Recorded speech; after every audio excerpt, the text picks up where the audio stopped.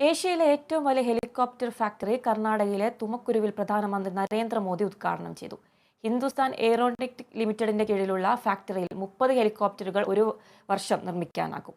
HAL തകർക്കാൻ സർക്കാർ ശ്രമിച്ചെന്ന പ്രചാരണം നടത്തിയവരുടെ മുഖത്തേറ്റ അടിയാണ് ഫാക്ടറി എന്ന് പ്രധാനമന്ത്രി നരേന്ദ്രമോദി പറഞ്ഞു.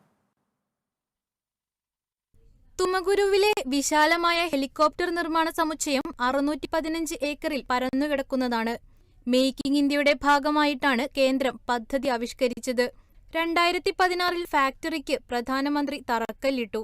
6.5 വർഷത്തിനിപ്പുറം ഈ ഫാക്ടറിയിൽ നിർമ്മിച്ച ആദ്യ ലൈറ്റ് യൂട്ടിലിറ്റി ഹെലികോപ്റ്റർ പറക്കാൻ തയ്യാറായി.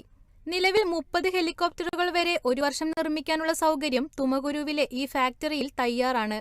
ഘട്ടം ഘട്ടമായി ഇത് വർഷം 100 ഉയർത്തുകയാണ് കേന്ദ്ര സർക്കാരിന്റെ ലക്ഷ്യം. ആദ്യ 20 വർഷം കൊണ്ട് 3 മുതൽ 15 ടൺ വരെ ഭാരമുള്ള 1000 ഹെലികോപ്റ്ററുകൾ നിർമ്മിക്കാനാണ് ലക്ഷ്യം. കയറ്റുമതിയിലൂടെ അടക്കം 4 ലക്ഷം കോടി രൂപയുടെ വരുമാനമാണ് പ്രതീക്ഷിക്കുന്നത്. അതേസമയം റഫാൽ ഇടപാട് വിവാദത്തിൽ പ്രതിപക്ഷത്തെ കടന്നാക്രമിച്ചുകൊണ്ടായിരുന്നു ഉദ്ഘാടന പ്രസംഗത്തിൽ പ്രധാനമന്ത്രി നരേന്ദ്രമോദി സംസാരിച്ചത്. നുണ എത്ര തവണ പറഞ്ഞാലും സത്യം പുറത്തുവരുമെന്നും നുണ പറഞ്ഞവരുടെ മുഖത്തേറ്റ അടിയാണി ഫാക്ടറിയെന്നും മോദി പറഞ്ഞു. അതോടൊപ്പം തുമകുരു ഇൻഡസ്ട്രിയൽ ടൗൺഷിപ്പിന് പ്രധാനമന്ത്രി നരേന്ദ്രമോദി തറക്കല്ലിട്ടു.